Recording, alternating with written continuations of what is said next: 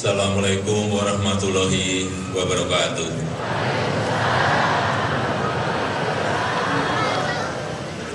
Bismillahirrahmanirrahim. Alhamdulillahirabbil alamin.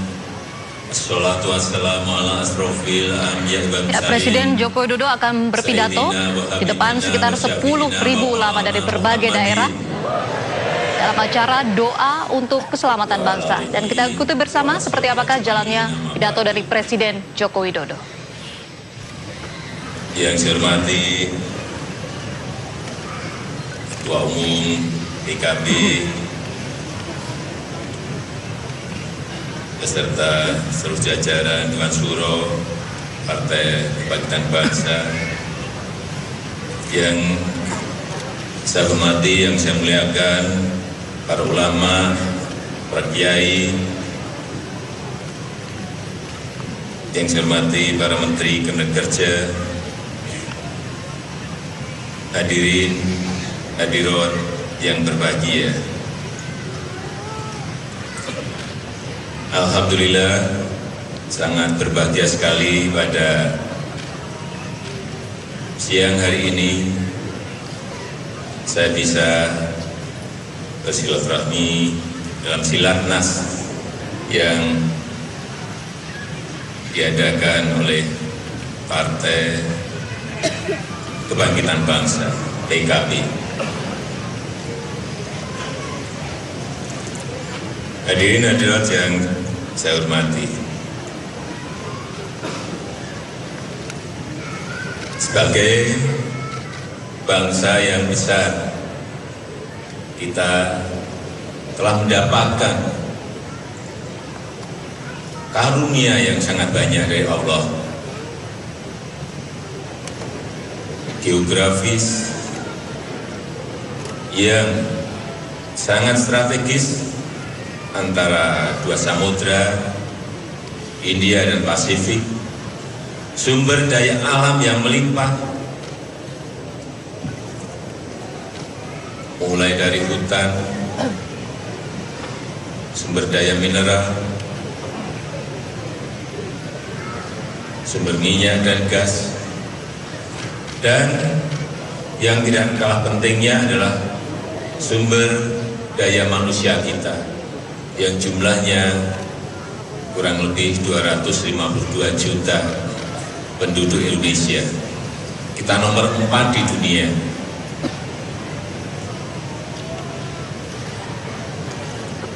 Kemudian kalau kita menengok sejarah kita, bangsa kita adalah bangsa yang besar, negara kita adalah negara yang besar.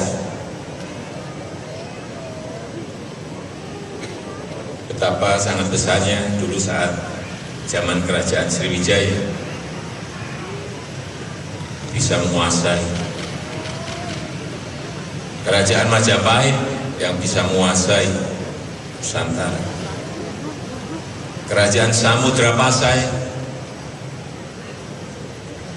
yang juga bisa menguasai banyak wilayah. Tetapi menurut saya yang patut kita syukuri, kita memiliki pemimpin yang hebat, pemimpin besar, Insinyur Soekarno, yang telah mewariskan ideologi, mewariskan Pancasila kepada kita semuanya. Ini merupakan Pancasila, ini merupakan kekuatan sebagai alat pemersatu kita. Karena kita harus sadar, negara kita ini beragam, bermacam-macam.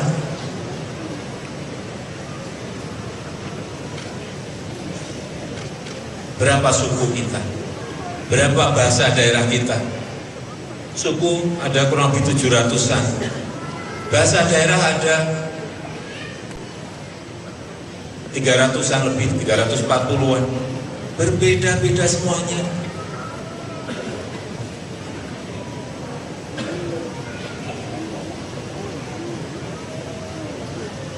Ini yang harus kita sadari, bahwa kita memang dianugerahi oleh Allah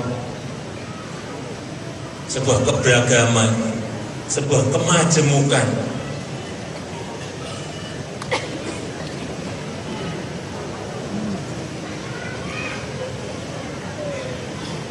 Dan sistem kenegaraan kita, sistem ketatanegaraan kita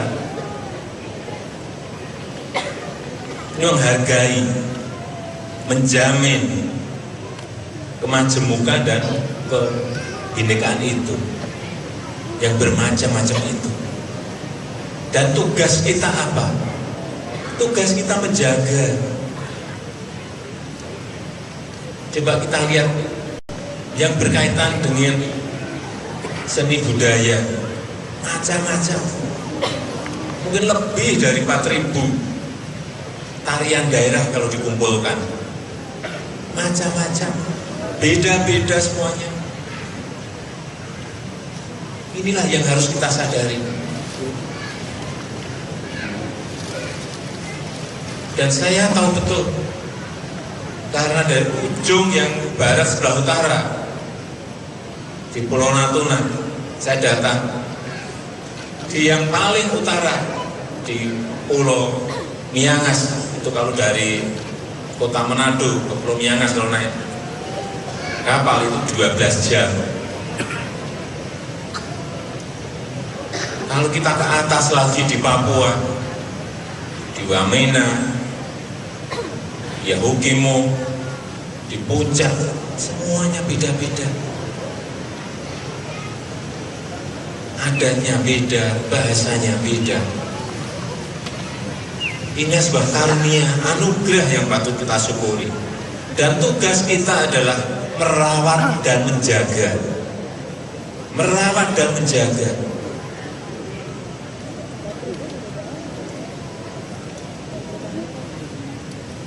Saya sebagai presiden, sebagai kepala negara, dan kita semuanya,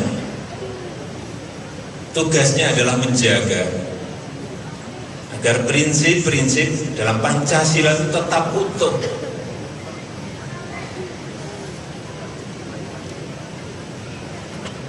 Harus tetap utuh.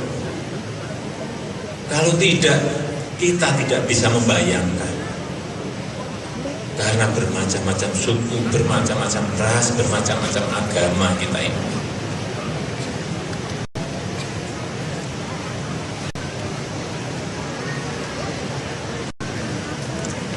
Seperti demo pada tanggal 4 November yang lalu, umat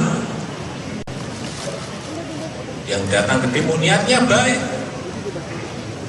dengan kesungguhan,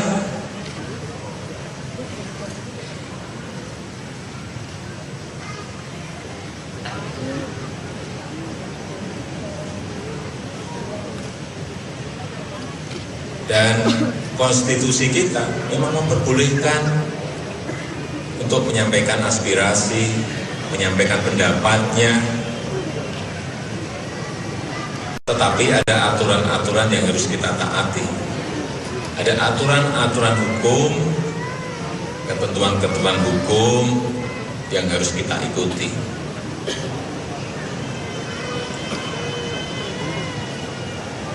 Oleh sebab itu, dalam kesempatan yang baik ini, saya perlu mengingatkan kita semuanya mengenai kebersamaan kita sebagai bangsa. Jangan sampai ada yang ingin merusak kebersamaan ini. Jangan sampai ada yang ingin memecah belah kita.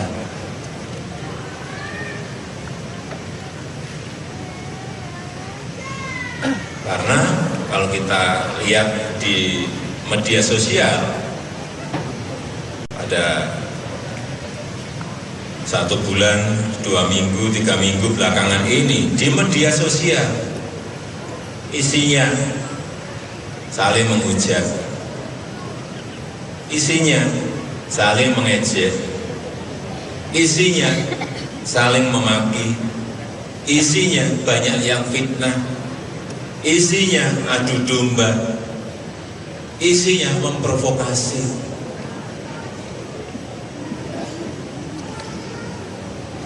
Inilah yang harus kita perbaiki, karena itu bukan karakter bangsa Indonesia, itu bukan karakter bangsa Indonesia, bukan tata nilai Indonesia, bukan tata nilai umat kita, bukan. Dan kita tidak mau kita rusak karena infiltrasi dari luar masuk, kemudian kita berubah menjadi bangsa yang suka menghujat, mengejek, memaki, memfitnah, mengadu domba, provokasi. Tidak.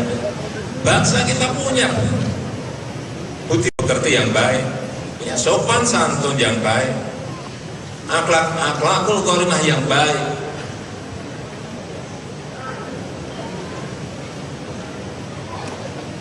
Tapi yang tadi saya sampaikan di media sosial, sekali lagi, marilah kita waspadai bersama-sama. Mengingatkan kalau ada teman kita yang melakukan itu, diingatkan. Itu bukan nilai-nilai bangsa Indonesia. Itu bukan nilai-nilai kesantunan Islam. Kalau tidak ada yang mengingatkan, kita akan bergeser ke yang tadi saya sampaikan. Kemudian yang ketiga, yang berkaitan dengan mayoritas dan minoritas. Mestinya yang mayoritas itu melindungi yang minoritas. Yang minoritas itu juga menghormati yang mayoritas. Mestinya seperti itu. Harus dua-duanya jalan. Saling menghargai, saling menghormati. Kalau tidak ada itu ya tidak akan sambung. Yang mayoritas melindungi minoritas, tapi yang minoritas juga menghormati yang mayoritas. Kalau itu ada, ya bangsa Indonesia, kita semuanya kan selalu ingin menikmati indahnya kedamaian, indahnya persaudaraan di tengah keberagaman kita. Ya karena ini memang anugerah yang diberikan Allah kepada kita.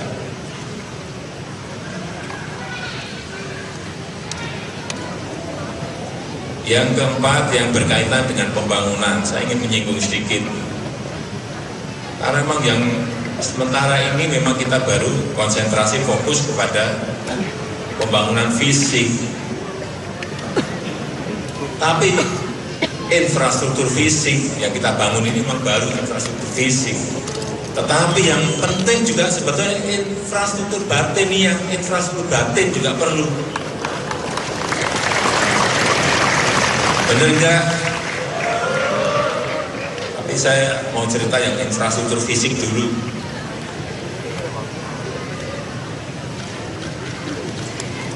Misalnya yang telah kita bangun jalan tol dari Lampung nanti menuju ke Aceh.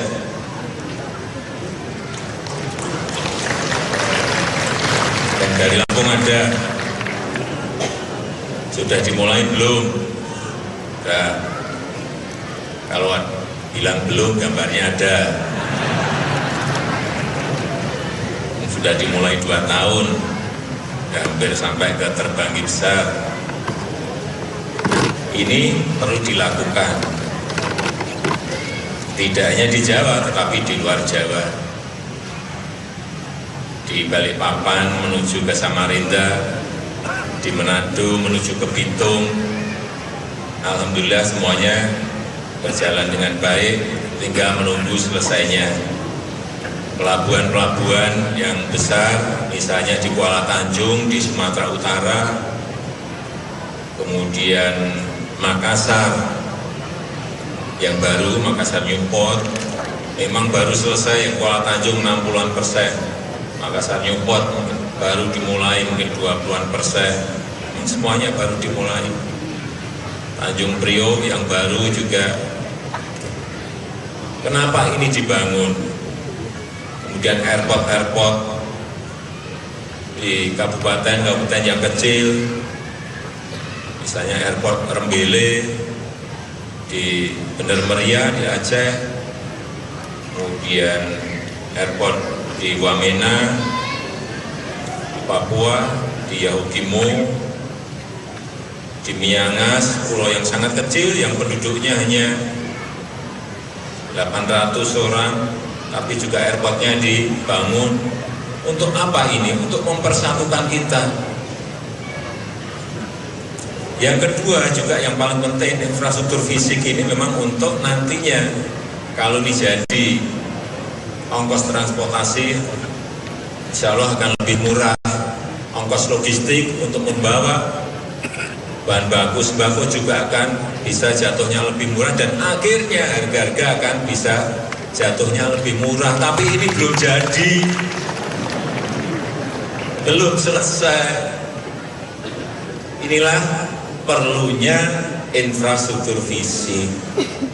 Tetapi yang paling penting juga tidak kalah pentingnya adalah infrastruktur batin. Infrastruktur batinnya, saya senang sekali bahwa PKB telah melaksanakan Nusantara mengaji.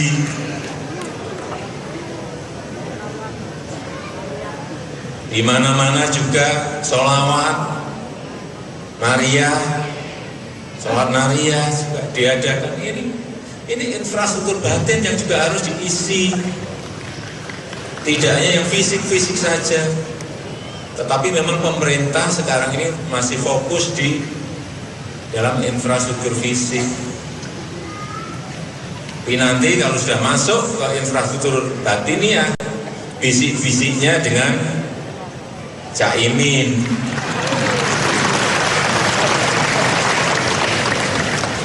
Sekarang belum.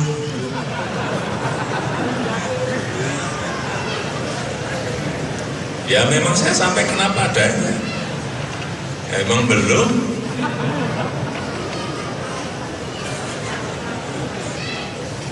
Jadi kalau disinggung-singgung ya saya jawab apa adanya. Memang belum.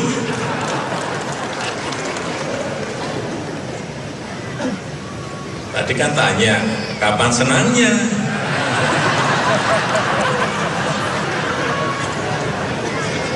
Saya kalau udah disinggung itu saya juga punya perasaan kok.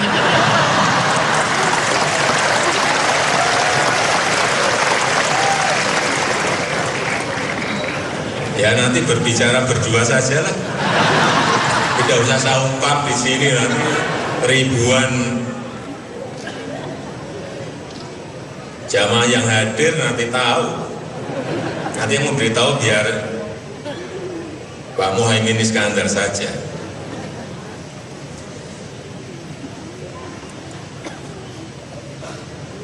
Terakhir yang ingin saya sampaikan masalah yang berkaitan dengan Jakarta. Sudah sejak awal saya sampaikan, saya tidak mau mengintervensi urusan hukum.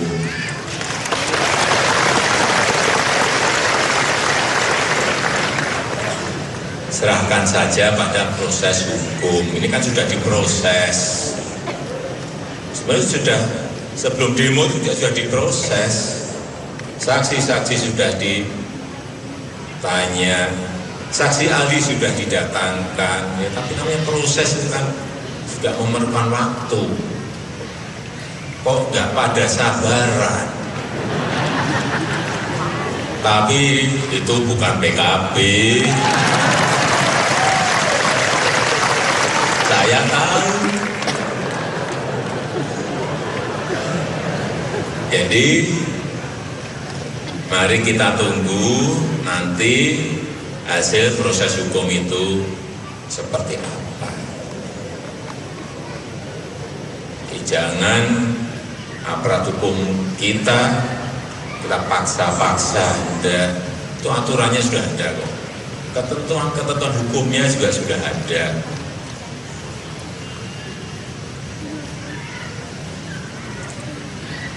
Saya kira itu yang bisa saya sampaikan pada kesempatan yang baik ini. Sekali lagi saya mengaturkan ucapan terima kasih kepada Pak Ketua Umum PKB yang sudah mengundang saya pada siang hari ini.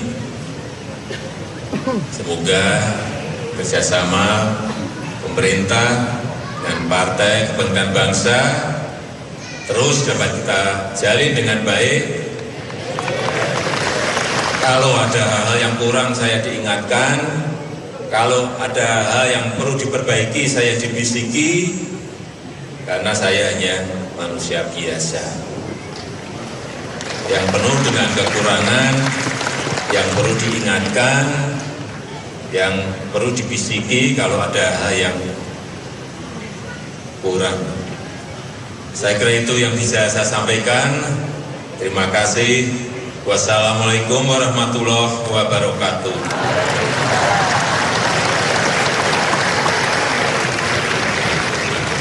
Kita beruntung punya presiden yang rendah hati, yang mau berkunjung kepada ulama, menyapa kita. Di pesantren diajarkan man tawadhu'a rafa'allah. Barang siapa yang rendah hati akan diangkat oleh Allah Subhanahu wa taala. Tapi Mbak Arjedi, mahal guru kita PKB yaitu Kiai Haji Abdurrahman Wahid Gus Dur pernah mengatakan bahwa Indonesia tidak akan pernah hancur karena kita berbeda. Indonesia tidak akan pernah hancur. Ya, pemirsa, baru saja kita ikuti tadi adalah pidato Presiden Joko Widodo di depan ulama, dan tadi Presiden Joko Widodo sempat berucap terkait dengan demo 4 November 2016, dan Presiden Joko Widodo menyampaikan bahwa penyampaian aspirasi di muka umum boleh saja, namun jangan sampai melanggar aturan.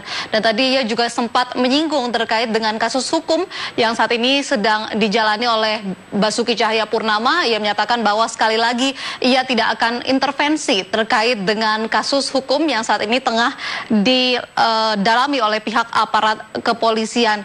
Dan juga Presiden Joko Widodo juga tadi menyatakan bahwa bangsa Indonesia ini adalah bangsa yang besar, terdiri dari berbagai macam ras, suku, dan juga agama, sehingga memang kita harus menjaga persatuan dan kesatuan. Pemirsa, Special Report masih akan kembali usai jeda berikut, tetaplah bersama kami.